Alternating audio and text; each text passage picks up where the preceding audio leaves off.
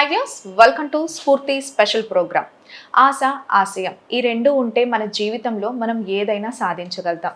So ఈరోజు మన స్ఫూర్తి కార్యక్రమంలో మనతో పాటు ఉన్నారు రాష్ట్ర స్థాయి జూనియర్ సివిల్ జడ్జ్ పోటీలలో 2వ స్థానం సాధించిన కావలివాసి దర్శి వెంకట సత్యధనుష గారు. తనతో మాట్లాడదాం. నమస్తే ధనుష గారు. నమస్తే అండి. బాగున్నారా?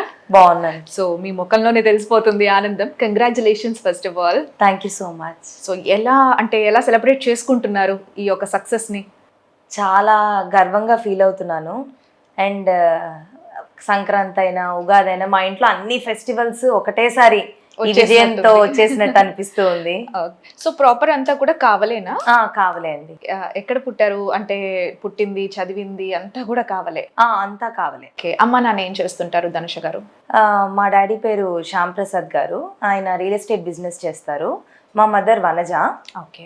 ఆవిడ house wife. First of all వాళ్ళు ఎక్కువ హ్యాపీ ఫీల్ అయిపోయి ఉంటారు కదా? అవునవును. నా వెల్ విషర్స్ కానీ నా ఫ్యామిలీ కానీ వాళ్ళకి వచ్చినంత సంతోషంగా ఈ సక్సెస్ ని వాళ్ళందరూ ఫీల్ అవుతున్నారు. సో రాష్ట్ర స్థాయి జూనియర్ సివిల్ జడ్జ్, సో ఈ పోటీలలో మీరు 2వ స్థానం సాధించారు. సో ఎలా అనిపిస్తుంది మీకు? అంటే ఏదో ఏదో ర్యాంక్ సాధించాము, ఏదో పొజిషన్ వచ్చిందని కాకుండా స్టేట్ సెకండ్ రావడం నాకు ఇంకా ఆనందంగా ఉంది. దట్టు నాకు ఇది సెకండ్ అటెంప్ట్ లోనే ఇది సాధించడం అనేది ఇంకా ఆనందాన్ని ఇస్తూ ఉంది. సో అసలు జడ్జ్ కావాలి అని ఎందుకు అనుకున్నారు? అంటే మీకు ఎందుకు ఈ ఆశ అనేది కలిగిందంటారు?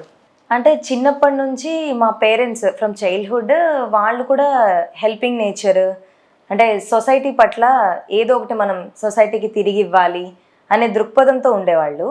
సో అది చూస్తూ పెరిగాం కాబట్టి మాకు కూడా సొసైటీకి ఏదైనా తిరిగి ఇవ్వాలి అనేది ఉండేది.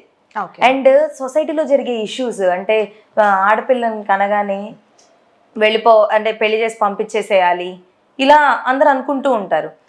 సో నాకేమనిపించిందంటే ఇప్పటికి కూడా మనం ఒక ఆడపిల్ల పుడితే ఇప్పటికి కూడా చూస్తున్నాం. అంటే ఆడపిల్ల అయితే అబార్షన్స్ చేయించేసుకోవటం ఇవన్నీ ఇప్పటికి కూడా చూస్తున్నాం. సో నాకేమనిపించిందంటే ఇప్పుడు ఆడపిల్లని కంటే కూతుర్నే కనాలిరా అని అనిపించాలి, ఆ స్థాయికి మనం ఎదగాలి అని ఫస్ట్ నుంచి ఉండేది. ఈ సేవ అనేది మా పేరెంట్స్లో ఉంది కాబట్టి సో జుడిషియరీ అనేది సరైన ప్లాట్ఫామ్ ఇట్లా సమాజానికి మనం తిరిగి ఇవ్వడానికి అని అనిపించింది. నైస్. అసలు ఎంత చక్కగా చెప్పారో ఈ ఆన్సర్ మాత్రం చాలా బాగా అనిపించింది. అండ్ అలాగే ఈ లక్ష్యాన్ని చేరుకోవడానికి మీ ఇన్స్పిరేషన్ ఎవరు? నా ఇన్స్పిరేషన్ మా డాడీయే. అంటే బిజినెస్లో చాలా జీరో నుంచి స్టార్ట్ అయ్యారు, కానీ జీరో నుంచి స్టార్ట్ అయినా ఎక్కడా కూడా వెనుదిరగకుండా ఆడపిల్లల్ని మనం ఎందుకు చదివించాలి అని అనుకోకుండా ఆయన కాన్స్టెంట్గా మీరేం సాధించాలనుకుంటే మీ వెంట నేను ఉంటాను అని ప్రోత్సాహాన్ని ఇస్తూ ఆయన మమ్మల్ని ముందుకు నడిపారు. అందుకని లైవ్ ఎగ్జాంపుల్ మా ఫాదరే. ఇంకా చాలా మంది జుడిషియల్ ఆఫీసర్స్ యొక్క మాటలు ఇవన్నీ నన్ను చాలా ఇన్స్పైర్ చేశాయి. మీరు ఒక్కరేనా? అంటే మీకు సిబ్లింగ్స్ ఉన్నారా? మా అక్క ఉన్నారు నాకు. ఓకే. అక్క పేరు వెంకట సత్య జాహ్నవి. తను బీటెక్ కంప్లీట్ చేసి ఇప్పుడు సాఫ్ట్వేర్ జాబ్ చేస్తుంది. సో మీ పేర్లు ఎంత చక్కగా ఉన్నాయో, ఇద్దరివి కూడా లక్షణంగా అంటారు కదా, అలా ఉన్నాయి. ఓకే. సో మీ టైం మేనేజ్మెంట్ ఎలా ఉండేది? అంటే ఇప్పుడు ఈ ప్రాక్టీస్ మీరు చేస్తున్నప్పుడు అండ్ దీనికి టైం ఎలా కేటాయించే వాళ్ళు, మీ టోటల్ టైం మేనేజ్మెంట్ ఎలా ఉండేది? ఎంత టైం మీరు చదువుకునే వాళ్ళు? అంటే యాక్చువల్గా 17 hours చదువుతాను నేను పర్ డే. 17 hours? ఓకే. అంటే విజయం అనేది ఊరికే రాదు కదా. సో కష్టే ఫలి అన్నట్టుగా నేను హార్డ్ వర్క్ 17 hours చేసేదాన్ని. అంటే ఈ నోటిఫికేషన్ ముందు ప్రాక్టీస్కి వెళ్ళేదాన్ని. నోటిఫికేషన్ వచ్చిన తర్వాత అంటే 2 days ఒకసారి కోర్టుకు వెళ్ళటం అలా చేస్తూ మార్నింగ్ నుంచి 5 నుంచి స్టార్ట్ చేస్తాను నా ప్రిపరేషన్. ఆల్మోస్ట్ 12 వరకు, ఇట్లా 12 వరకు ఒక మధ్యలో ఫుడ్ బ్రేక్ తప్పితే ఇంకేం తీసుకునేదాన్ని కాదనమాట. 5 నుంచి రోజు నోటిఫికేషన్ వచ్చినప్పటి నుంచి రిజల్ట్ వచ్చేంత వరకు కూడా కన్సిస్టెంట్ గా 17 hours అనేది మెయింటైన్ చేసేదాన్ని. ఓకే. సో లా అనేది అదొక క్లిష్టమైన వ్యవహారం అని అనుకోవచ్చు. సో దీన్ని అంటే ఎలా అధిగమించే వాళ్ళు? మీ స్ట్రెస్ కానీ ఏదైనా కూడా? స్ట్రెస్ అనేది అయితే కంపల్సరీ ఉంటుంది, ఎందుకంటే సమాజపు ఒత్తిడి ఇవన్నీ ఆబ్వియస్. ఒక విజయం సాధించాలి అంటే ఎన్నో రాళ్ళు ఇవన్నీ మనం స్ట్రగుల్స్ ఫేస్ చేస్తూనే వెళ్ళాం. కానీ మరి ఆ ఎమోషనల్ స్ట్రెస్ వచ్చినప్పుడు మాత్రం మెడిటేషన్ చేసుకోవడం, మనల్ని మనమే మోటివేట్ చేయాలి. Self motivation. ఎవరో వచ్చి ఏదో చేస్తారనేది ఈ రోజుల్లో అయితే అది కుదరదని నేను అనుకుంటున్నాను. సో నాకు నేనే మెడిటేషన్ చేసుకునేదాన్ని, సెల్ఫ్ మోటివేషన్ ఇచ్చుకునేదాన్ని. ఈరోజు ఈ కష్టం ఉందని ఆలోచించి ముందడుగు వేయకపోతే రేపు విజయం సాధించిన రోజు ఆ కష్టం ఉండొచ్చు, ఉండకపోవచ్చు అవును కదా. ఆ రోజు అరే ఆ కష్టం ఉందని మనం చదవలేదే, ఈ రోజు విజయం రోజు ఆ కష్టమే లేదు, మనం ఈరోజు ఫెయిల్ అయిపోయి ఉంటే ఆ కష్టమే లేదు కదా ఈ రోజు. అవును. సో అందుకని నేను ఎప్పుడు కూడా కష్టం ఎన్నున్నా ఏదైనా ఏమైనా ఒక గమ్యం పెట్టుకున్నప్పుడు అది సాధించేంత వరకు వదలకూడదు. సో అందుకని నన్ను నేనే సెల్ఫ్ మోటివేషన్ బాగా చేసుకునేదాన్ని అనమాట. ఒక లేడీకి ఏదన్నా సాధించాలంటే మన సెల్ఫ్ మోటివేషన్తో పాటు పేరెంట్స్ మోటివేషన్ అలాగే సొసైటీ కూడా చాలా ఇంపార్టెంట్గా భావిస్తుంటాం. చాలామంది ఆడపిల్లలు సాధించాలి అన్నా కూడా సాధించలేక వెనకబడిపోతున్న రోజుల్లోనే ఇంకా కొంతమంది ఉన్నామని అనుకోవచ్చు. సో వీళ్ళకి ఏం చెప్తారు మీరు? అవును, అది నేను ముమ్మాటికి ఒప్పుకుంటాను. ఏదో ఒక్కరి వల్ల ఈ విజయం సాధ్యం అవ్వదు. అందరూ చేయూతనిస్తేనే ఇది సాధ్యం అవుతుంది. సమాజపు ఒత్తిడి అనేది ఉంటుంది, కంపల్సరీ ఉంటుంది. కానీ మనకి సాధించాలి అనే జీల్, సంకల్పం గట్టిగా ఉంటే మాత్రం కంపల్సరీ సాధించగలం. అది ఏంటి, ఈరోజు ఇదే సమాజం, ఒకప్పుడు నువ్వు సాధించలేవు అని ఇదే సమాజం ఈరోజు మనం గెలుపు పొందిన తర్వాత నువ్వు చేసావు, నువ్వు అయ్యావు అనే అంటుంది కదా. సో మన దాన్ని దృష్టిలో పెట్టుకొని సమాజం యొక్క ఇంపాక్ట్ మన మీద పడితే మనం ముందుకు వెళ్ళలేము. సో ఎప్పుడైనా ఏ మహిళ అయినా సాధించాలి అని అనుకుంటే ముందు ఒక అడుగు వెయ్యండి. అడుగు వెయ్యక ముందే నేను చేయగలనా లేదా అనేది వద్దు, మనం చేయగలం. నారీ శక్తి అంటారు కదా, అనుకుంటే ఏది సాధించలేదంటూ ఏది ఉండదు. కాబట్టి ముందు అడుగు అయితే వెయ్యాలి. అడుగు వేసిన తర్వాత మన సంకల్పమే మనకి దారి చూపిస్తుంది. చాలా బాగా చెప్పారు. అండ్ అలాగే ఇప్పుడు ఈ సివిల్ జడ్జ్ పోటీలలో పాల్గొన్నారు, 2వ స్థానం సాధించారు. దీనికి ముందు అంటే మీకు ఏంటి, మీ గర్ల్స్ ఏంటి, మీ ఎయిమ్ ఏంటి, అసలు ఇంకేదన్నా లైక్ అవ్వాలనుకున్నారా? ఇది మినహాయిస్తే అంటే గురి ఒకటే పెట్టుకోవాలి, అదే సాధించాలి అన్నట్టుగా. నాది 2023లో లా అయిపోయింది. లా డిసెంబర్లో ఏబి ఎగ్జామ్ క్వాలిఫై అయిపోయిన తర్వాత వెంటనే జనవరి నోటిఫికేషన్, మనకి ఇది 24 నోటిఫికేషన్ వచ్చింది.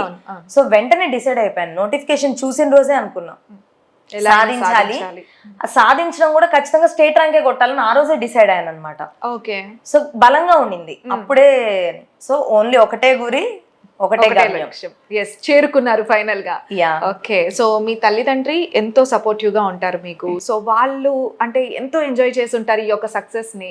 ఇది మీరు వాళ్ళకి ఇస్తున్న ఒక బెస్ట్ గిఫ్ట్ గా భావిస్తున్నారా? అంతే కదా, మనము వాళ్ళు మనకిచ్చిన జన్మకి మనం ఏమిచ్చినా రుణం తీర్చుకోలేము. సో ఈ గెలుపు పదం అనేది నేను ఇచ్చిన ఒక గిఫ్ట్ గానే భావిస్తున్నాను. అంటే వాళ్ళ ప్రతిదీ కూడా, అంటే మీ చిన్నప్పటి నుంచి ఇంత చిన్న పిల్ల ఇంత ఎదిగిపోయిందా అన్న ఒక భావన ఉంటుంది వాళ్ళకి. సో ఒక జడ్జ్గా మిమ్మల్ని చూడంగానే వాళ్ళ హ్యాపీనెస్ కూడా వేరుంటుంది. సో అలాగే ఇప్పుడు మన ఈ కోర్టు విషయాలు ఇవన్నీ తీసుకుంటే చాలామంది ప్రజలు కూడా ఇప్పటికీ చాలా విషయాల్లో న్యాయం జరగట్లేదు అని అనుకుంటూ ఉంటారు. సో దీనికి మీరేమంటారు? అంటే మీరు ఒక జడ్జ్ అయిన తర్వాత మీరు ఏం చేయబోతున్నారు ఇలాంటి వాటికి? న్యాయం జరగట్లేదు అనే దానికంటే న్యాయం ఖచ్చితంగా జరుగుతుంది. కాకపోతే దేనికైనా సరైన టైం రావాలి అంటారు కదా. సో మనం ఓపిక పట్టాలి. ఆ న్యాయం జరిగేంత వరకు కూడా మనం ఓపిక పట్టాలి. ఇప్పుడు న్యాయస్థానాలు కూడా ఒకప్పుడులాగా కాకుండా ఇప్పుడు ప్రతి ఒక్క న్యాయమూర్తి అయినా కూడా సరైన పదంలో సరైన డెసిషన్స్ ఇవ్వాలనే చూస్తున్నారు. సో నేను అయిన తర్వాత కూడా నిష్పక్షపాతంగా లా అండ్ ఆర్డర్కి అబైడ్ అయ్యి ఉండి జడ్జిమెంట్స్ అనేది ఇస్తూ బాధితులకు సరైన న్యాయం జరపాలని చూస్తున్నాను.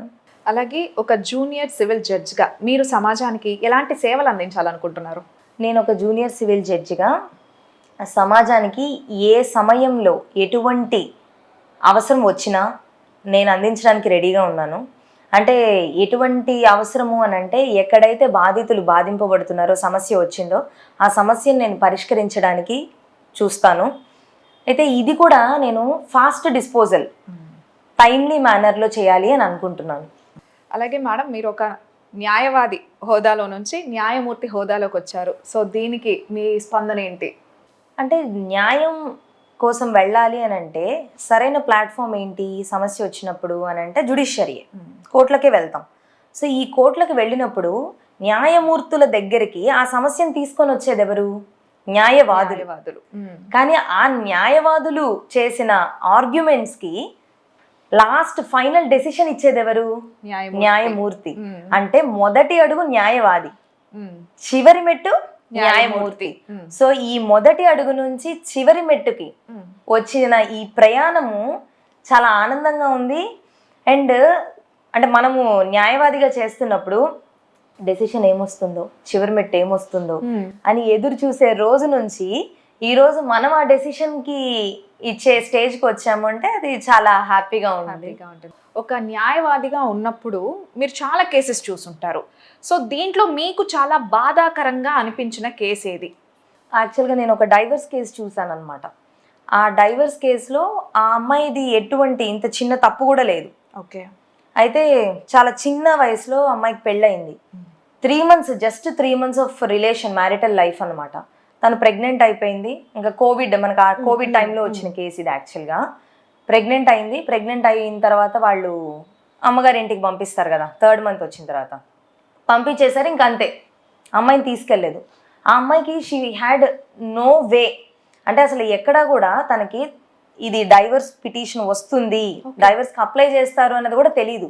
ఆ అబ్బాయి రోజు ఫోన్ చేస్తున్నాడు, ప్రేమగానే మాట్లాడుతున్నాడు.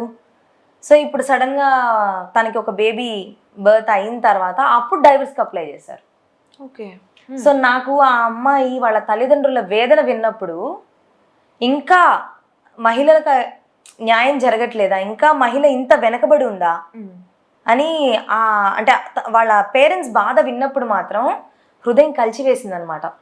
అంటే ఇంకా ఏంటిది, ఒక మహిళకి ఇంకా ఏంటి పొజిషన్ అని చాలా బాధ అనిపించింది. అది ఎందుకనో నాకు చాలా, అంటే తన బాధ అనేది చాలా హార్ట్ టచింగ్గా అనిపించింది అనమాట.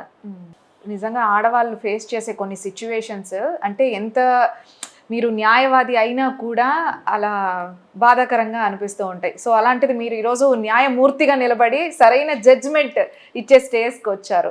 సో మీకు అంటే ఇంకా నెక్స్ట్ స్టెప్ అంటే మన చేతుల్లో ఉంటుంది కదా, ఏది న్యాయం ఏది అన్యాయం అని తేల్చే డెసిషన్స్ మన చేతిలో ఉంటాయి కదా. సో ఏదైనా మనం సరిదిద్దగలం అనే స్టేజ్కి వచ్చేస్తారు కదా ఇక. సో ఇంకా అంటే నెక్స్ట్ ఏం చేయబోతున్నారు? మనము న్యాయం ఇచ్చేటప్పుడు ఖచ్చితంగా principles of natural justice follow అవ్వాలి. అంటే ఏంటి, పక్షపాతంగా వ్యవహరించాలి. రెండోది, ఇరువురి వాదనలు విన్న తర్వాతే జడ్జిమెంట్ అనేది ఇవ్వాలి. అంటే అతను అక్యూజ్డ్ అని తెలిసినా ముందు అతని వైపు వాదన మనం వినాలి. ఏ పరిస్థితుల్లో చేయాల్సి వచ్చింది, అక్కడ జరిగిన ఆ సిట్యువేషన్ ఏంటి అనేదే తెలుసుకొని ఇవ్వాలి. నిష్పక్షపాతంగా వ్యవహరించడం అంటే ఇప్పుడు మనకి బోన్లో ఆప్తులున్నా ఎవరున్నా, అది మన సొంతోళ్ళైనా కూడా మనము నిష్పక్షపాతంగా వ్యవహరించే ఆ జడ్జిమెంట్ అనేది డెలివర్ చేయాలి. సో ఇలా డెలివర్ చేస్తేనే సరైన న్యాయం మనం చేసినట్టు. సో ఎలాంటి ఒత్తిళ్ళు వచ్చినా, అంటే సమాజపు ఒత్తిడి కానీ, ఎటువంటి ఒత్తిడి వచ్చినా, ఎమోషనల్ గా కానీ పర్సనల్ గా కానీ ఎటువంటి ఒత్తిడి వచ్చినా వీటికి అబైడ్ అయ్యి ఉండి జడ్జిమెంట్ ఇస్తేనే సరైన జడ్జ్ అవుతారు. ఓకే. సో నేను కూడా అవే ఫాలో అవ్వాలి, ఖచ్చితంగా ఫాలో అవ్వాలని అనుకుంటున్నాను. ఓకే. అండ్ మేడం, మామూలుగా ఇప్పుడు అంటే ఒక జడ్జ్ ప్లేస్లో ఉన్నప్పుడు మనం మన సొంత లైఫ్ని అసలు ఇంకా ఎంజాయ్ చేయలేము అని అంటూ ఉంటారు. అంటే కొంతమంది బంధువులు శత్రువులు అయిపోతారు, స్నేహితులు దూరం అయిపోతారు అని కూడా అంటూ ఉంటారు. అంటే మనల్ని ఒక సపరేట్గా అంటే భయంగానే చూస్తూ ఉంటారు. సో మన పర్సనల్ లైఫ్ అనేది మిస్ చేసుకొని దీంట్లోకి అడుగు పెడుతున్నాము అని మీకు ఎప్పుడైనా అనిపించిందా? అంటే నేను కోరుకున్నదే కాబట్టి నాకు అలా అనిపించలేదు. కానీ సోషల్ లైఫ్, ఈ పర్సనల్ లైఫ్ కి దూరంగా ఉండాలి అనే మాట మాత్రం వాస్తవమే. ఓకే. కానీ నేనైతే మనం కోరుకొని వచ్చాం కాబట్టి ఎప్పుడు అలా అనుకోలేదు. రెండోది ఏంటంటే, నేను ఇంకోటి ఏం ఫీల్ అవుతానంటే, మన ఓన్ కంపెనీకి మించింది ఇంకోటి ఏది ఉండదు. అంటే హ్యాపీనెస్ అయినా ఏదైనా మనకి మనమే తోడు. ఎవరితోనూ షేర్ చేసుకొని వాళ్ళు వస్తేనే నా సంతోషం ఉంటుంది అనే దాంట్లో నేను ఎప్పుడు బిలీవ్ చేయను. నా own self satisfaction, self motivation అంతా నాకు సెల్ఫ్ అన్నమాట. అది ఆనందమైన ఏదైనా నాకు నేనే, ఈ ప్రపంచంలో నాకు నేనే, నాతో నేనే, ఎవరు రారు అనేది నా పాలసీ. కాబట్టి నాకేం అంత ఇంపాక్ట్ అయితే ఉండదు అని నేను అనుకుంటున్నాను. సో ఏదన్నా అంటే లైక్ మనం పబ్లిక్ ప్లేసెస్ లోకి వెళ్ళడం కానీ ఇవన్నీ కూడా అవాయిడ్ చేయాల్సి వస్తుంటది కదా. అవునవును. గ్యాదర్ అవడం కానీ ఇవన్నీ కూడా, కానీ కాస్త అది కొంచెం మిస్ అవుతున్నట్లు అనిపిస్తుంది కదా. కొంచెం బట్ ఒకటి కావాలంటే ఒకటి వదులుకోవాలి కాబట్టి. ఓకే. సో మేడం, ఒక కేసు తీసుకున్నప్పుడు కేవలం ఆ జడ్జ్మెంట్ అనేది సాక్ష్యాలను బట్టే డిసైడ్ చేస్తారా? ఖచ్చితంగా అది, అంటే మనము ఎన్నున్నా ఏమైనా కూడా లా అండ్ ఆర్డర్కి అబైడ్ అయి ఉండాలి. కాబట్టి మన లా ఏం చెప్తుంది, ఎవిడెన్స్, సాక్ష్యం. సో మన కళ్ళ ముందు ఉన్న సాక్ష్యం ఏదైతే ఉందో ఆ సాక్ష్యానికి అనుగుణంగానే లాకి అనుగుణంగానే జడ్జిమెంట్ అనేది ఇవ్వాలి. మనం దాన్ని మించి మనము పోవడానికి లేదు. కాబట్టి ఖచ్చితంగా సాక్ష్యాన్ని బేస్ చేసుకొని మనం జడ్జిమెంట్ అనేది పాస్ చేస్తాం. సో మీరు న్యాయవాదిగా ఉన్నప్పుడు ఎగ్జాంపుల్ అంటే ఇప్పుడు మనం ఒక కేసు తీసుకుంటే సాక్ష్యాలు అనేది తప్పుదోవ పట్టించి ఫేక్ సాక్ష్యాలు తీసుకొచ్చినప్పుడు ఎప్పుడైనా అంటే జడ్జ్మెంట్ అనేది వాళ్ళకి న్యాయంగా జరగలేదు అన్న సందర్భాలు మీరు ఎదుర్కొన్నది ఉందా? అంటే లేదండి, ఎందుకంటే అంటే అది ఉండొచ్చేమో నానుడిలాగా అట్లా అని, కానీ ఫేక్ సాక్ష్యాలు సృష్టించొచ్చేమో, కానీ సృష్టించిన ఒక న్యాయమూర్తి యొక్క ఎక్స్పీరియన్స్ ఎలా ఉంటుందంటే ఆ డాక్యుమెంట్ ఆ పేపర్ చూడగానే అర్థం అయిపోతుంది. ఓకే, అది ఫేకా రియలా అనేది క్లారిటీగా అర్థం అవుతుంది. Okay, most of the judges కి అది అర్థం అయిపోతుంది. సో అర్థమైపోతుంది కాబట్టి సరైన న్యాయమే వాళ్ళు చేస్తారు. సో ఇంకా ఈ ఫేక్ సాక్ష్యాలకి ఆస్కారం అనేది ఉండదు. అండ్ ఇప్పుడున్న సీనియర్ న్యాయవాదులు కానీ ఇప్పుడు వచ్చే న్యాయవాదులు కానీ అంత న్యాయాన్ని కోల్పోయి తీసుకొని రావాలని ఎవరు అనుకోవట్లేదు. అంటే సామాజిక స్పృహ అనేది ఎక్కువ కూడా అయిపోయింది కాబట్టి అందరూ కూడా ఎథిక్స్ ఫాలో అవుతున్నారు. ఈ ప్రొఫెషనల్ ఎథిక్స్ అనేది కూడా చాలా బాగా ఫాలో అవుతున్నారు ఇప్పుడున్న వాళ్ళు. కానీ ఈ సీనియర్ వాళ్ళ గైడెన్స్ కూడా అంతే ఇదిగా ఉంది. ఒకప్పుడు కన్నా కూడా ఇప్పుడు ఇంకా బాగా గైడెన్స్ ఇస్తున్నారు అనమాట జూనియర్ అడ్వకేట్స్ కి. సో ఎందుకు అని అంటే మన న్యాయ వ్యవస్థ మీద నమ్మకాన్ని ఇంకా పెంచుతున్నారు. ఓకే, సో ధనుష గారు మీరు కోచింగ్ తీసుకున్నారా లేదంటే మీరు ఓన్ గా ప్రిపేర్ అయ్యారా? లేదండి, నేను ఫస్ట్ నుంచి ఓన్ గానే ప్రిపేర్ అయ్యాను. Self preparation. నేనే బేరాక్స్ చదువుకునేదాన్ని. నేను ఏ మెటీరియల్ కానీ ఏ సార్ దగ్గరికి వెళ్ళి కానీ ఏ కోచింగ్ ఇన్స్టిట్యూట్ కానీ వెళ్ళలేదు. నేనే ఓన్ గా ప్రిపేర్ అయ్యాను. 17 hours ప్రిపేర్ అయ్యారంటే పర్ డే. అసలు ఇంకా ఓన్లీ ఫుడ్ తీసుకోవడం చదువుకోవడం ఇంతేనా? అంతే. ఓకే, అనుకున్నారా మీరు ఖచ్చితంగా నేను ర్యాంక్ సాధిస్తాను అంటే? This is your second attempt కదా? సో ఫస్ట్ అటెంప్ట్ లో ఎక్కడ మిస్ అయింది? ఫస్ట్ అటెంప్ట్ లో కూడా నాకు ఫస్ట్ అటెంప్ట్ ప్రిలిమ్స్ 90 స్కోర్ చేశాను 100కి. సెకండ్ మెయిన్స్ కి వెళ్ళేసరికి నాకు థర్డ్ పేపర్ లో ఒక 5 marks తో మిస్ అయింది అనమాట. జస్ట్ ఒక 5 marks తో. సో నేను అప్పుడు RTI right to information act ప్రకారం నా పేపర్స్, నేను రాసిన పేపర్స్ తెప్పించుకున్నాను. Where I went wrong. ఆ అనలైజేషన్ మనకు ఉంటేనే next attempt we can correct that mistake కదా. సో నేను అది తెప్పించుకొని చెక్ చేసుకున్నాను. సో నాకేమనిపించిందంటే మనం రాసేసాము అని మనం అనుకుంటాం మనది అయిపోతుంది అని, కానీ అది వాళ్ళకి సరిపోవాలి కదా. అవును, ఆ మార్క్స్ కి సరిపడినంత మనం రాయాలి కదా. నాకు ఎందుకో somewhere that gap is there. Like నేను సరిపడినంత రాయలేదేమో, అందుకనే I just lost with 5 marks అని అనిపించింది. అండ్ అన్ని కుదిరినా మనకి లక్ ఫ్యాక్టర్ అనేది కూడా ఉండాలి కదా. సో అది maybe that is not my time అని అనిపించింది.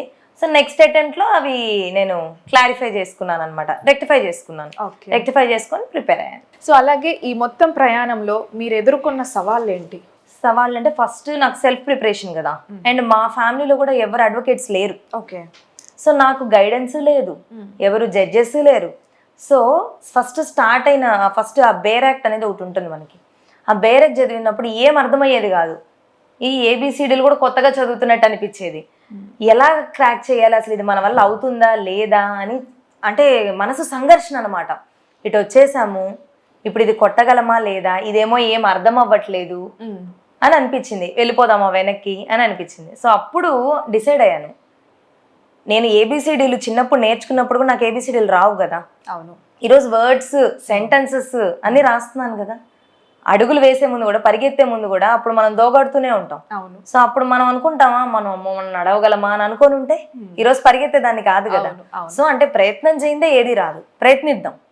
ఒకసారి కాకపోతే 2 సార్లు చదువుదాం, 2 సార్లు కాకపోతే 3 సార్లు చదువుదాం, అర్థమయ్యేంత వరకు చదువుదాం అని చెప్పి ఒకటే బుక్, అదే ఒక్క book from the very beginning అర్థమయ్యేంత వరకు చదివేదాన్ని. సో అలా చదివి అంటే ఆల్మోస్ట్ ఒక బేర్ యాక్ట్ని ఒక 500 times చదువుకుంటాను నేను. చదివి నేను అదే అంటాను, ఈరోజు చాలా మంది వచ్చేసి 1 day లో సక్సెస్ అయిపోయారు మీరు అని. 1 day లో సక్సెస్ ఎవరికి రాదు కదా. అవును, ఎవరికి రాదు. ప్రయత్నం, కాన్స్టెంట్ ఎఫర్ట్, కంటిన్యూస్ గా చదివితేనే ఈ రోజు నేను ఈ పొజిషన్ లో ఉండగలిగాను కదా. సో ఆ బేర్ యాక్ట్ అనేది అన్నిసార్లు మీరు అన్నట్టు చదివిన వెంటనే నేను అయిపోతానా అవ్వనా అన్నది సెకండరీ, కానీ ఏదో ఒక రోజుకైతే అవుతారు. కాబట్టి అయ్యేంత వరకు ఆ ప్రయత్నం అనేది మానకూడదు అనేది అయితే నాకు ఫస్ట్ నుంచి ఉండేది అన్నమాట. ఎప్పుడు గివ్ అప్ ఇవ్వాలని అనిపించలేదు. వెనుదిరిగి వెళ్ళాలి అనే థాట్ మనసులో కూడా రానిలేదు, ఎప్పుడు రానివ్వలేదు. ఆ అటెంప్ట్ పోయినప్పుడు కూడా ఈ రోజు కాకపోతే రేపైనా అవుతాం, ప్రయత్నం చేస్తే ఖచ్చితంగా అవుతాం. కానీ ఈ రోజు ఆగిపోయి వెళ్ళిపోతే మాత్రం అది సరైన మార్గం కాదు అని ఫస్ట్ నుంచి అనుకునేదాన్ని. ఓకే. సో ఎక్కడా కోచింగ్ తీసుకోలేదు, ఫ్యామిలీలో ఏ బ్యాక్గ్రౌండ్ కూడా లేదు, అంటే ఎవరు రిలేటివ్స్ కానీ అటు ఇంట్లో వాళ్ళు కానీ ఎవ్వరు కూడా న్యాయస్థానానికి సంబంధించిన వాళ్ళు కాదు. సో కంప్లీట్లీ మీ సొంత కృషి మీదే మీరు పైకి వచ్చారు కదా? అవునండి. సో ఇంత అంటే అస్సలు గివప్ ఇవ్వకుండా ఇలా ఈరోజు ఇంత స్ట్రాంగ్గా నిలబడ్డారు. ఇప్పుడు చాలా మంది అమ్మాయిలు కూడా లా చదవాలి అనేది ఒక ప్యాషన్గా కూడా మార్చుకుంటూ ఉన్నారు. సో అసలు ఏంటి, ఎలా చదవాలి, అసలు ఎలా ప్రిపేర్ అవ్వాలి, ఎలా ఎగ్జామ్స్ అటెంప్ట్ చేయాలి? అంటే ఇప్పుడైతే మనకి సుప్రీంకోర్టు జడ్జిమెంట్ ప్రకారం 2023 కదా నేను పాస్ అవుట్ అయింది. అప్పుడేమో లేదనమాట. అంటే లా అయిపోయిన వెంటనే మనం ఈ జ్యుడిషియరీ రాయొచ్చు, జూనియర్ సివిల్ జడ్జ్ ఎగ్జామ్స్ రాయొచ్చు. కానీ ఇప్పుడు మాత్రం ఆఫ్టర్ యువర్ లా ఖచ్చితంగా 3 years ప్రాక్టీస్ ఉండాలి. 3 years ప్రాక్టీస్ తర్వాతే you have to attempt this exam. ఈ ఎగ్జామ్ వచ్చేసి మొత్తం 3 stagesలో ఉంటుందన్నమాట. Prelims, mains and interview. Prelims వచ్చేసి objective, mains descriptive, interview viva voce. అయితే ఈ ప్రిలిమ్స్లో మనకి 100 మార్క్స్కి ఉంటుంది. ఏ అటెంప్ట్కి ఆ అటెంప్ట్ కట్ ఆఫ్ మారుతుందన్నమాట, కేటగిరీ వైజ్ కట్ ఆఫ్ ఉంటుంది. సో ఇది ఆబ్జెక్టివ్గానే ఉంటుంది. తర్వాత మెయిన్స్ వచ్చేసరికి మొత్తం మనకి 3 papers ఉంటాయి. సివిల్ పేపర్ ఒకటి, క్రిమినల్ పేపర్ ఒకటి అండ్ ట్రాన్స్లేషన్ ఇంగ్లీష్ అంటే ఎస్ఏస్ అనమాట. ఈ 3 papers ఉంటాయి. ఈ 3 papersలో సివిల్ అంటే కంప్లీట్ సివిల్ లాస్ మీద ఉంటుంది, క్రిమినల్ వచ్చేసి కంప్లీట్ క్రిమినల్ లాస్ మీదే ఉంటుంది. థర్డ్ పేపర్ ఈ ఇంగ్లీష్లో ఏంటంటే ట్రాన్స్లేషన్. ఇప్పుడు మన ముందుకు సాక్ష్యము తెలుగు డాక్యుమెంట్ వస్తే మనం చదవగలగాలి కదా, లేదా ఇంకొక ఇంగ్లీష్ వచ్చినప్పుడు వీ హ్యావ్ టు ఇంటర్ప్రిట్ కదా. సో మనకి తెలియాలి కాబట్టి ట్రాన్స్లేషన్, ఎస్ఏ అంటే సామాజిక స్పృహ ఉండాలి కాబట్టి అవేర్నెస్ కోసం అనేది ఎస్ఏ ఉంటుంది. ఓకే. అండ్ ఇది క్వాలిఫై అయిన తర్వాత ఈ 3 papers క్వాలిఫై అయిన తర్వాత ఇది కూడా కేటగిరీ వైజ్ కట్ ఆఫ్ ఉంటుంది. దెన్ వైవా వాయిస్ అనమాట. సో ఇప్పుడు ఈ 3 stagesలో మనం ఈ ఎగ్జామ్ అనేది ప్రిపేర్ అవ్వాలి. ఈ ప్రిలిమ్స్కి ఒకలాగా, మెయిన్స్కి ఒకలాగా కాకుండా ఫ్రమ్ ద వెరీ బిగినింగే ఆ బేర్ యాక్ట్ అనే దాన్ని మాత్రం వదలకూడదు. అది మదర్ అన్నట్టు నేను భావిస్తాను. సో ఆ బేర్ యాక్ట్నే చదవాలి. అండ్ ఇప్పుడు ప్రిలిమ్స్ చదువుతున్నాం అనుకోండి, అది ఆబ్జెక్టివ్ క్వశ్చన్ పేపర్ కాబట్టి ఎవ్రీడే ఒక 100 bits ప్రాక్టీస్ చేసేదాన్ని. ప్రీవియస్ ఇయర్స్ అయినా కావచ్చు, లేదా కొత్త bits online platforms, author books అలాంటివి ప్రాక్టీస్ చేసేదాన్ని ఇనీషియల్గా ఒక 1 month అట్లా. ఆ తర్వాత ఒక 1 month మాత్రం రోజుకి 300 bits ప్రాక్టీస్ చేసేదాన్ని. అంటే చదివే కొద్దీ బిట్స్ పెంచుకుంటూ వెళ్ళేదాన్ని అనమాట. సో అలా మనం రోజుకి 100, 200, 300 చేసుకుంటూ వెళ్తే బై ద టైం మనం ఆ ఎగ్జామ్ అటెండ్ చేసేసరికి ఆల్మోస్ట్ మనం ఆల్రెడీ ప్రాక్టీస్ చేసి ఉన్నాం కాబట్టి 10,000, 20,000 బిట్స్ మన మైండ్లో ఉంటాయి. అవును అవును. సో నీకు ఆ అవే బిట్స్ వస్తాయో రావో మనకు తెలియదు, బట్ ఆ ఇంటర్ప్రిటేషన్ అనేది క్విక్గా ఉంటుంది. ప్రెజెన్స్ ఆఫ్ మైండ్ అనేది చాలా క్విక్గా ఉంటుంది అనమాట. సో అది నాకు బాగా హెల్ప్ అయింది. So practice makes a man perfect అన్నట్టు. సో ప్రాక్టీస్ అనేది కంపల్సరీ ఉండాలి. అది ప్రిలిమ్స్. మెయిన్స్కి వచ్చేసరికి 3 papers ఉంటాయి కదా. ఈ 3 papersలో ఎవ్రీడే అంటే 3 hours పేపర్ మనకి 1.5 hour 5 questions ప్రాక్టీస్ చేసేదాన్ని. అంటే మనకి మొత్తం 10 questions 3 hoursలో కంప్లీట్ చేయాలి. కానీ నా టార్గెట్ ఏంటంటే 10 questions 2.5 hourలో కంప్లీట్ చేయాలి. అది అలవాటు చేసుకుంటే ఏమైనా సర్ప్రైజ్ క్వశ్చన్ వచ్చినా ఆ 1/2 hour బఫర్ పెట్టుకునేదాన్ని. ఎందుకంటే మనకు తెలియకుండా మెయిన్ ఎగ్జామ్ అంటే టెన్షన్ రావచ్చు. అవును.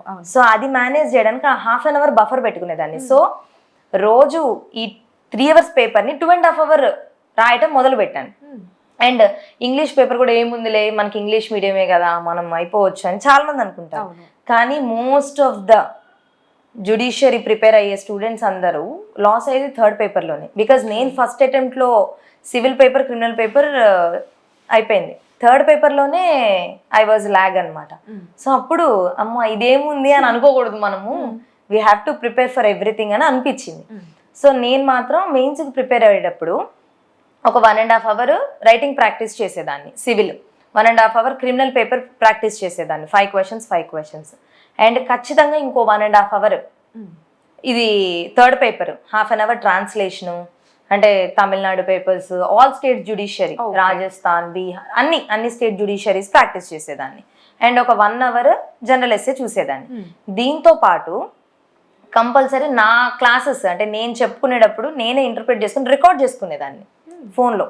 రికార్డ్ చేసుకొని నేను నిద్రపోయేటప్పుడు అంటే ఫుడ్ తినేటప్పుడు అప్పుడు వింటూ ఉండేదాన్ని అనమాట. ఎందుకంటే నేను యాక్చువల్గా సంగీతం నేర్చుకున్నా చిన్నప్పుడు. ఆ సంగీతం నేర్చుకున్నప్పుడు మా సంగీతం రాజగోపాల శాస్త్రి గారు మా గురువు గారు ఆయన ఒక మాట చెప్పేవాళ్ళు అనమాట. అమ్మ చదువు అని అంటే చా అంటే చదవటం, దా అంటే దృష్టి చూడటం, వా అంటే వినికిడి, ఈ మూడు కలిస్తేనే చదువు వస్తుందమ్మా అని చెప్పేవాళ్ళు. ఇప్పుడు మనం చిన్నప్పుడు ఏబిసిడీలు నేర్చుకున్నాము, మనం చదివి నేర్చుకున్నామా? వింటూ నేర్చుకున్నాం, చూస్తూ నేర్చుకున్నాం కదా. సో వింటూ నేర్చుకున్నాం. అంటే మన టీచర్స్ చెప్పేది ఏ బి సి అదే కదా. ఈ రోజు మనం అది రివిజన్ చేయకపోయినా గుర్తుపెట్టుకున్నాంగా. రివిజన్ చేస్తామా ఏబిసిడీలు? చేయం కదా. అంటే వినికిడి జ్ఞానం అంత గొప్పది. సో అందుకని నేను ఇప్పటికి కూడా నా క్లాసెస్ నేనే రికార్డ్ చేసుకొని అవి ఆ టైం అంతా వినేదాన్ని. అంటే వాక్ చేస్తున్నప్పుడు, డ్రైవ్ చేస్తున్నప్పుడు, ఇంకా నేను లిటరల్ గా చెప్పాలంటే ఏదైనా మనం పెన్ కొనుక్కోవడానికి బయటకు వెళ్తాను కదా, బయటకు వెళ్ళినప్పుడు ముందు వెహికల్ కనిపించింది అనుకో, వెహికల్ నెంబర్ ఉంటుంది కదా, నెంబర్ ప్లేట్, ఈ నెంబర్ ప్లేట్ లో ఏ సెక్షన్ నెంబర్లు ఉన్నాయి, ఓకే, అలా రివిజన్ చేసుకునేదాన్ని. అంటే number of times revision is very important. ఇప్పుడు ఎవరైనా మాట్లాడుతున్నారు, ఇప్పుడు మీరే మాట్లాడుతున్నారు, మీ ఫోన్ నెంబర్ ఎంత అన్నాను చెప్పారనుకోండి, సో నేను రివిజన్ చేసుకునేదాన్ని. ఇప్పుడు 3 అన్నారనుకోండి, నాకు ఫస్ట్ ర్యాంక్ వచ్చిందా, లేకపోతే నాకు 3rd ర్యాంక్ వచ్చింది అని మా ఇంటి పక్కన పిల్లలు చెప్పారనుకోండి, 3rd ర్యాంక్ వచ్చింది, 3rd ఐపీసీ, సెక్షన్ 3 ఐపీసీలో ఏంటి, సెక్షన్ 3 సిఆర్పిసిలో ఏంటి, సెక్షన్ 3 ట్రాన్స్ఫర్ ఆఫ్ ప్రాపర్టీలో ఏంటి, ఇలా నాకు నేను క్వశ్చన్ చేసుకునేదాన్ని. లింక్ చేసుకొని క్వశ్చన్ చేసుకొని రివిజన్ చేసుకునేదాన్ని. సో ఆ రివిజన్ చేసుకోవడం వల్ల ఏమైంది, నాకు బాగా అది మెమరైజ్ అయిపోయినాయి. సో అది నాకు బాగా హెల్ప్ అయింది అనమాట. సో ఇలాగా 1.5 hour అంటే 4.5 hour రివిజన్కే పెట్టుకునేదాన్ని. నన్ను నేను టెస్టింగ్కే ఒక 5 hours పెట్టుకునేదాన్ని. కొత్తవి చదవడం కాదు, చదివేది రోజు నేను 5 hours, కానీ నన్ను నేను టెస్ట్ చేసుకొని ప్రాక్టీస్ చేసేది 12 hours. ఓకే.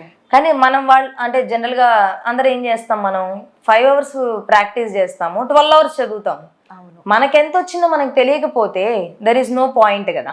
అవును. సో అందుకని చెప్పి నేను కొత్తది ఏం చదివినా మార్నింగ్ సెషన్లోనే అనమాట. ఆఫ్టర్ మధ్యాహ్నం నుంచి మాత్రం ఏం చదవను, అన్ని రాయటము, ప్రాక్టీస్ చేయటము, ఇంక ఇదే చేసేదాన్ని అనమాట. సో ఎవరైనా కూడా ప్రిపేర్ అయ్యే వాళ్ళు ఎవరైనా ఉన్నా కూడా revisions number of times revision చేయాలి. నాకు వచ్చేసింది ఒకసారి చదివేసి బేరెక్ట్ ఇది నాకు వచ్చేసింది అని చెప్పి పక్కన పడేస్తూ ఉంటాం. కాదు, మనం రోజు దాన్ని రివిజన్ చేస్తూనే ఉండాలి. ఎగ్జామ్ అయ్యేంత వరకు కూడా దాన్ని రివిజన్ చేస్తూనే ఉండాలి. నేను ఎగ్జామ్ అయ్యాక కూడా, మెయిన్స్ అయిపోయాక కూడా, అంటే ఇంటర్వ్యూ రిజల్ట్స్, అంటే ఇంటర్వ్యూకి సెలెక్ట్ అయ్యామా లేదా అని రిజల్ట్ వచ్చేంత వరకు వెయిట్ చేయాల, వెంటనే started my preparation for interview. అంటే అందరికన్నా ఫ్రంట్ లైన్ సోల్జర్ అన్నట్టు, అందరికన్నా మనం ముందంజలో ఉండాలి అని అంటే మన ప్రిపరేషన్ కూడా ఒక అడుగు ముందే ఉండాలి కదా. సో దాని పరంగా నేను ఫస్ట్ నుంచి హెడ్ ప్రిపేర్ అయ్యేదాన్ని. అంటే ప్రిలిమ్స్ కి మెయిన్స్ లెవెల్లో ప్రిపేర్ అయ్యేదాన్ని, మెయిన్స్ కి ఇంటర్వ్యూ లెవెల్లో ప్రిపేర్ అయ్యేదాన్ని. సో నేను ఎప్పుడు అంత టెన్షన్ పడలేదన్నమాట. సో నిజంగా మీ లక్ష్యం అంటే ఎంత గొప్పదో మీ మాటల్లో అర్థమైపోతుంది మేడం. మీరు అంటే కోర్టుకు వెళ్ళినప్పుడు చాలా మందిని చూస్తూ ఉంటారు కదా, అక్కడ డిఫరెంట్ సమస్యల మీద వస్తూ ఉంటారు. సో మనం ఏం చెయ్యాలి వీళ్ళ కోసము, ఏం చేయగలము అనే ఒక పాయింట్ మన మైండ్లోకి వస్తూ ఉంటుంది. మీరు న్యాయమూర్తిగా బాధ్యతలు స్వీకరించిన తర్వాత నేను ఇది మార్చాలి, ఇది మారిస్తే బాగుండు అని ఏదన్నా అనుకుని ఉన్నారా? అంటే మారిస్తే బాగుండు అని అంటే చెప్పాను కదా ఇందాక, యాజ్ ఐ సెడ్, ఇప్పుడు అందరూ కూడా లా అండ్ ఆర్డర్కి అబైడ్ అయి ఉండాల్సిందే. మార్చాలి అని అంటే విధి విధానాల్లో మార్పులు అనేవి, సమాజానికి అనుగుణంగా విధి విధానాల్లో మార్పు అనేది జరుగుతూనే ఉంటుంది కూడా. అయితే కానీ ఆ వాద ప్రతివాదనలు వినేటప్పుడు ఇంకొంచెం చురుగ్గా వినాలి, ఇంకా అటెంటివ్గా వినాలి. విని ఆ పరిశీలన కూడా ఎలా ఉండాలంటే, సాక్ష్యాలను పరిశీలించడం కూడా ఇంకా ఎఫెక్టివ్ మేనర్లో చేయాలన్నమాట. అలా చేసినప్పుడు ఆటోమేటిక్గా బాధితులకి ఆ న్యాయం అనేది చేకూరుస్తుంది. అట్ ద సేమ్ టైమ్ నేను పర్సనల్గా ఏం ఫీల్ అవుతానంటే, ఇప్పుడు డైవర్స్ కేసెస్ కానీ నేను అబ్జర్వ్ చేసింది ఎక్కువ బంధుత్వాల మధ్య సమస్యలు ఎక్కువ. అన్నా చెల్లెళ్ళు, అక్క తమ్ముళ్ళు, అన్నా తమ్ముళ్ళు. నేను అబ్జర్వ్ చేసింది when I was in practice, ఆస్తులు గొడవలు ఎవరి మధ్య ఉంటాయి, ఇంకా సిబ్లింగ్స్, బయట ఫ్రెండ్స్ మధ్య ఎక్కడ రావట్లేదు, మన వాళ్ళ మధ్య వస్తున్నాయి అనమాట. అదొకటి అబ్జర్వ్ చేశాను. భార్యాభర్తలు మళ్ళీ బంధమే, సో బంధాల మధ్య ఎక్కువ గొడవలు ఉంటున్నాయి. సో నేనేమనుకుంటున్నానంటే అవేర్నెస్, అంటే ఎథిక్స్ ఫౌండేషన్ లెవెల్ నుంచి ఉండాలి. పేరెంటింగ్ ఫౌండేషన్ లెవెల్ నుంచే ఉండాలి. ఇప్పుడు చూడండి, ఇంకో కేసు ఏంటి, అమ్మ ఆస్తి, తల్లిదండ్రుల ఆస్తి కూతుర్లో తీసేసుకుంటారు, వీళ్ళని చూడరు. అవును. పిటిషన్లన్నీ ఇవే కదా. అవును. అంటే నీకు ఇంత ఇచ్చిన తల్లిదండ్రుల దగ్గర నుంచి నువ్వు ఆస్తులు తీసేసుకుంటున్నావు, వాళ్ళ యొక్క బాధ్యతలను నువ్వు స్వీకరించట్లా. ఓకే.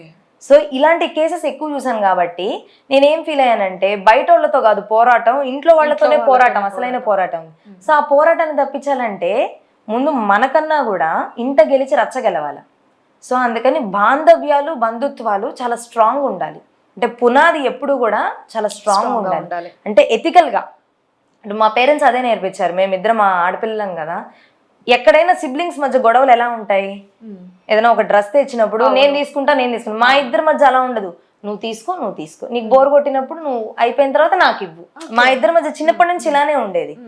సో అది మా ఇద్దరికి ఎలా వచ్చింది ఆ షేరింగ్ కానీ, అంటే పేరెంటింగ్. ఇక్కడ అదే చెప్తున్నాను, ఏదైనా అల్టిమేట్ గా ముద్దాయిలు, నేరస్తులు ఎక్కడి నుంచి వస్తున్నారు? ఎవరు పుట్టుకతోని క్రిమినల్ గా పుట్టరు కదా. No one is born as a criminal కదా. అంటే పరిస్థితుల ప్రభావం. ఈ పరిస్థితుల్ని మనం ఎదుర్కోవాలంటే ఏం చేయాలి? మనకి సపోర్ట్ ఉండాలి. ఆ సపోర్ట్ ఇది మంచి ఇది చెడు అని మేమేం డిసైడ్ చేసుకోలేం కదా, మనం ఎవరైనా డిసైడ్ చేసుకోలేము. సో మనకి ఒక డ్రైవింగ్ ఫోర్స్ ఉండాలి. అది ఎలా వస్తుంది? ఒకటి పేరెంటింగ్, 2 గురువులు, టీచర్స్, 3 ఆధ్యాత్మికం, స్పిరిచువల్.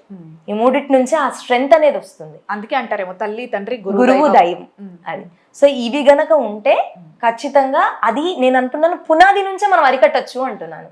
సో ఆ పేరెంటింగ్ సెషన్స్ కానీ, కౌన్సిలింగ్ సెషన్స్ కానీ అవి ఉంటే బాగుంటుంది అని అనిపిస్తుంది నాకు. సో ఫస్ట్ ప్రజల్లో కలగాల్సింది అవేర్నెస్. తప్పకుండా. బంధుత్వాలు, బాంధవ్యాల మధ్య ప్రేమ అనేది ఉండాలి, శత్రుత్వం కాదు.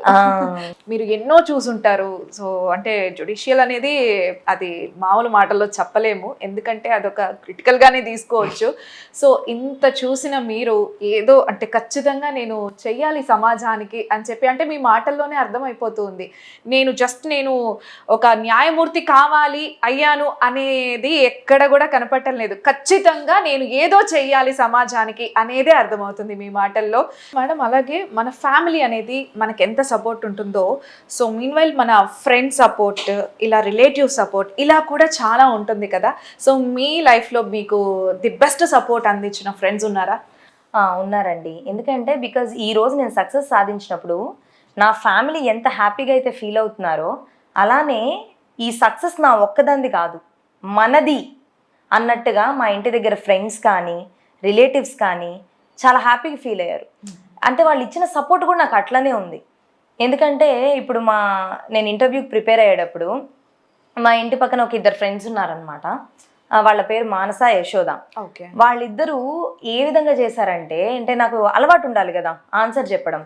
సో వాళ్ళు గూగుల్లో, ChatGPTలో ఈ జుడిషియరీ ఇంటర్వ్యూకి రిలేటెడ్ క్వశ్చన్స్ ఏముంటాయి అని చెప్పి పాపం రోజు ఒక 15 క్వశ్చన్స్ రాసుకొని వచ్చేవాళ్ళు. వచ్చి ఒక ½ an hour నన్ను ఇంటర్వ్యూ చేసేవాళ్ళు. మా మదర్, అంటే ప్యానెల్లో 3 members ఉంటారనమాట మనకు అక్కడ ఇంటర్వ్యూ చేసేటప్పుడు. సో వాళ్ళ ముగ్గురు చైర్స్ అదే విధంగా వేసుకొని నా వాకింగ్ స్టైల్ దగ్గర నుంచి అన్ని రాసేవాళ్ళు. ఈరోజు ఈ మైనస్ చేసావు, సో రేపు దీన్ని ప్లస్ చేసుకో అని చెప్పేసి వాళ్ళు ముగ్గురు కూడా కూర్చొని నాకు ఆ సపోర్ట్ ఇచ్చేవాళ్ళు. అండ్ నాకు ఇంకో ఫ్రెండ్ ఉండేది చైల్డ్హుడ్ నుంచి, ఆ అమ్మాయి పేరు శ్వేత. తను డాక్టర్, జనరల్ మెడిసిన్ అయిపోయింది, ఇప్పుడు న్యూరాలజీలో షీఈస్ డూయింగ్ అనమాట. తను కూడా కాన్స్టెంట్గా నాకు మోటివేషన్ ఇచ్చేది. నువ్వు చేయగలవు, నువ్వు చేయలేదంటూ ఏదీ లేదు. అంటే సెల్ఫ్ మోటివేషన్ ఎంత చేసుకున్నా ఎట్ సమ్ టైమ్స్ మనకంటూ ఒక మనిషి మాట అనేది అవసరము అన్నట్టు ఆ అమ్మాయి కూడా నాకు చాలా సపోర్ట్ని ఇచ్చింది అనమాట. అండ్ ఈ జుడిషియరీలో అయితే పర్టికులర్గా నాకు ఇంకో ఫ్రెండ్ ఉంది, ఆ అమ్మాయి పేరు సరిత. ఆ అమ్మాయి మాత్రం ఎవరేమనుకున్నా నువ్వు బెంచ్ మీద కూర్చుంటావు, నువ్వు కూర్చోవాలి అని కంటిన్యూస్గా తన ప్రేయర్స్లో నన్ను ఉంచింది. అంటే మన ప్రేయర్స్లో మనం ఉండడం కంటే పక్కన వాళ్ళ ప్రేయర్స్లో మనం ఉండడం కూడా అది చాలా గొప్ప విషయమే కదా. అండ్ మా మదర్ సిస్టర్ ఉన్నారు, మీ పిన్ని. మా పిన్ని కూడా ఏం కాదు నువ్వు అవుతావు అని ఆవిడ కూడా చాలా సహకారం అందించారనమాట. ఇట్లా చెప్పుకుంటూ పోతే నాకు ఒక ఏళ్ళు బలం కాదు అన్నట్టు, 5 ఏళ్ళు కలిస్తేనే సక్సెస్ అన్నట్టు నాకు వీళ్ళందరి సపోర్ట్ ఉంది కాబట్టే నేను ఇంత దూరం వచ్చాను. అన్ని రెండు చేతులు కలిసాయి కాబట్టి. క్లాప్స్ మీకు. ఓకే, సో మీరు ఇంత బలంగా అంటే మిమ్మల్ని ఒక న్యాయమూర్తిగా చూడాలి అని మీరు అనుకున్నారు, సక్సెస్ సాధించారు. సో ఎందుకు ఇంత బలమైన కారణం ఎందుకు అనిపించింది అంటే ఇప్పుడు మనం చాలా చూస్తున్నాం సమాజంలో, అంటే చిన్న చిన్న పిల్లలు రేప్కి గురవడము ఇవన్నీ చూస్తూ ఉన్నాం కదా. సో ఇవన్నీ కూడా అంటే ఏమన్నా దీని మీద ప్రభావితం చేశాయా? ప్రభావితం చేశాయి. ఎందుకంటే ఒక చిన్న పిల్లలు అంటే ఒక గర్ల్ చైల్డ్ మీద కూడా రేప్స్ వింటూనే ఉన్నాం మనం. ఎంత కఠినమైన శిక్షలు విధించినా మనం అది వింటూనే ఉన్నాం. నాకు ఈ గర్ల్ చైల్డ్ మీద రేప్ అనేది అంటే 2 years బేబీ 3 years బేబీ మీద కూడా వినడం అనేది చాలా బాధాకరం అనిపించింది.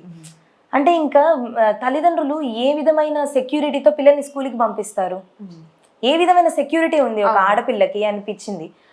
అది ఇంకా బలం ఎప్పుడు పడింది అంటే ఇవి ఆల్రెడీ మైండ్లో ఉన్నాయి ఇలా జరుగుతుంది అని. ఎప్పుడైతే మా అక్క బావకి ఫస్ట్ పాప అంటే పాప పేరు నిర్యూహా సాన్వి, ఆ పాప పుట్టిన తర్వాత ఇంకా బలంగా అనిపించింది. ఓకే, సమాజంలో మనం చూస్తున్నాం మన ఇంటి ఆడపిల్ల కదా ఇప్పుడు. అవును. సో ఇప్పుడు మా ఇంటి ఆడపిల్ల వచ్చినప్పుడు కూడా ఈ అఘాయిత్యాలు ఈ రేప్స్ ఇవన్నీ చూస్తూ ఉన్నాం. సో మనం కూడా మన వంతు ఇలాంటివి అరికట్టడానికి చెయ్యాలి అని అంటే మనం కూడా ముందడుగేస్తే బాగుంటుంది కదా. అండ్ వాళ్ళు కూడా స్కూల్కి వెళ్ళేసరికి మా పిన్ని జడ్జ్ అని చెప్పుకుంటారు కదా, అంటే వాళ్ళకి ఇన్స్పిరేషన్ గా ఉంటుంది కదా. సో వాళ్ళకి బీజం మొదట్లోనే వేసినట్టు ఉంటుంది కదా అనేసి అనుకున్నాను. ఓకే, సో వాళ్ళకు కూడా ఒక ప్రౌడ్ మూమెంట్ కదా ఇది. ఎవరికైనా అంటే చెప్పుకోవడానికి మా సిస్టర్ జడ్జ్, మా పిన్ని జడ్జ్ అని చెప్పుకునే దానికి ఒక హ్యాపీనెస్ వస్తుంది. అదే మా అక్క వాళ్ళ పాప అంటుంటది అనమాట ఇప్పటికి. మొన్నటి వరకు నన్ను పిన్ని అని పిలిచేది, ఇప్పుడు జడ్జి పిన్ని అని పిలుస్తుంది. ఓకే, అంత షార్ప్ అన్నమాట. మీ సిస్టర్ వాళ్ళ డాటర్ మా పిన్ని జడ్జ్ అని చెప్పుకుంటుంది. మరి అలాగే మీ సిస్టర్ వాళ్ళు కూడా అంటే మీ సిస్టర్ అండ్ మీ బావగారు చాలా సపోర్ట్ చేసి ఉంటారు మీ ఫ్యామిలీలో. ఎలా మీకు సపోర్ట్ అందించారు వాళ్ళు? అంటే తండ్రి తర్వాత తండ్రి అంతటి వాళ్ళు అన్నట్టుగా మా బావ చాలా సపోర్ట్ ఇచ్చారనమాట. అంటే నేను ఎప్పుడైనా మెంటల్గా లోగా ఫీల్ అయినప్పుడు కానీ లేదు వైషు నువ్వు చేయగలవు, యూ క్యాన్ డూ ఇట్ అని చెప్పేసి కాన్స్టెంట్గా ఆయన సహకారం కూడా నాకు ఉంది. ఈరోజు యాక్చువల్గా ఈరోజు నేను జడ్జి అయ్యాను అన్న వెంటనే వాళ్ళు యాక్చువల్గా బెంగళూరులో 2 సాఫ్ట్వేర్ ఇంజనీర్స్ బెంగళూరులో వర్క్ చేస్తారు. కానీ వెంటనే అంటే మా అక్క కన్నా ముందు ఆయనే ఆ సక్సెస్ ని దగ్గర నుంచి చూడాలి అని చెప్పి బెంగళూరు నుంచి వెంటనే ఆ రోజు నైటే కార్ తీసుకొని స్టార్ట్ అయ్యారనమాట. అంటే వాళ్ళు కూడా నా సక్సెస్ ని అంటే మా బావ మేబీ బయట ఫ్యామిలీ నుంచి వచ్చిన ఒక కొడుకులాగా మా అమ్మ మా నాన్ని చూసుకొని నన్ను కూడా తన సొంత నేను మరదలనైనా ఒక సొంత చెల్లిని ఏ విధంగా ప్రొటెక్ట్ చేస్తారో అదే విధంగా నన్ను ప్రొటెక్ట్ చేసి నా సక్సెస్ కోసం ఎదురు చూస్తూ అంటే నన్ను అంత ప్రోత్సహించారనమాట.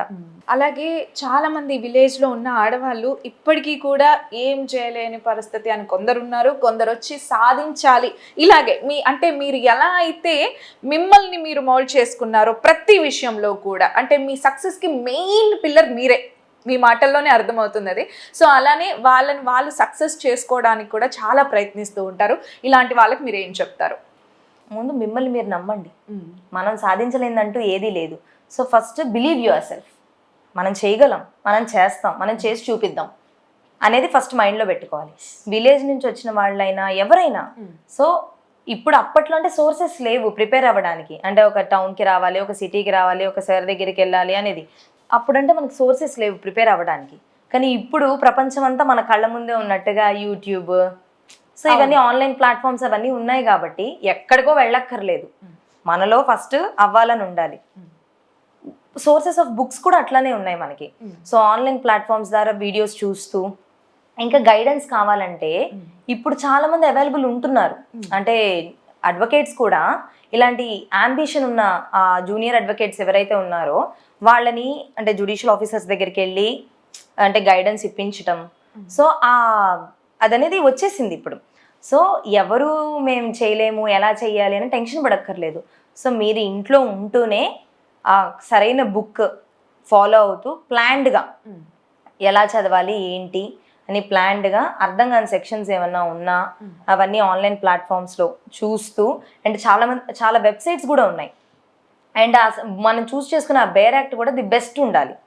కొన్ని బేర్ యాక్ట్స్లో విత్ షార్ట్ నోట్స్ అని ఉంటాయన్నమాట. అంటే short notes, comments, case laws, అంటే మనకు ఒక సెక్షన్ ఉన్న తర్వాత దాని కిందే ఉంటుంది షార్ట్ నోట్స్. అంటే దాని చదివిన వెంటనే ఎవరికి అర్థం కాదు కాబట్టి ఈజీ వర్డ్స్లో కింద ఇస్తారు. ఓకే. సో అలాంటి బుక్ ఒకటి చూస్ చేసుకొని సో అలా ప్రిపేర్ అయితే మాత్రం దే కెన్ అచీవ్. ముందు మనలో సంకల్పం ఉండాలి, ఖచ్చితంగా సక్సెస్ వచ్చేస్తుంది. Yes, okay, yes. So wishing you all the very best Dhanusha గారు.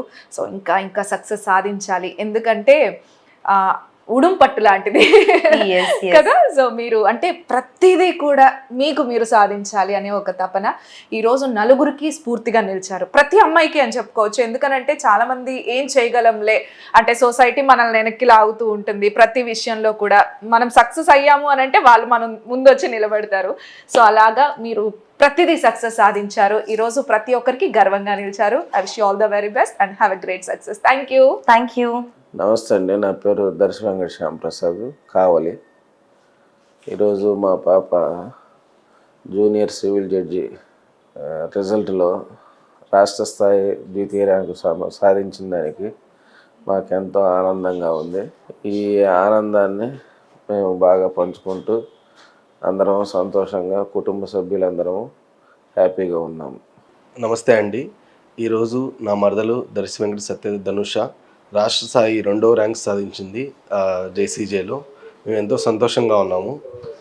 తను ఒక ఇన్స్పిరేషన్ లాగా నిలిచింది. తనను చూస్తే వాళ్ళ పేరెంట్స్ గుర్తొస్తారు. ఒక ఆడపిల్లని ఎలా పెంచాలి, ఎలా స్ఫూర్తిదాయకంగా నిలపాలి అనేది వాళ్ళని చూసి నేర్చుకోవచ్చు. తను చదువులోనే కాదు మిగతా యాక్టివిటీస్లో కూడా చాలా యాక్టివ్గా ఉంటుంది. ఎప్పుడు ఏదైనా సరే ముందంజలో ఉండాలి, ఒక ఇన్స్పిరేషన్గా ఉండాలి అనే విధంగా ఉంటుంది తన జర్నీ. ఇది ఇవాల్టి స్ఫూర్తి ప్రోగ్రామ్. మరో స్ఫూర్తి ప్రోగ్రాంతో మళ్ళీ కలుద్దాం. అంతవరకు సెలవు, నమస్కారం.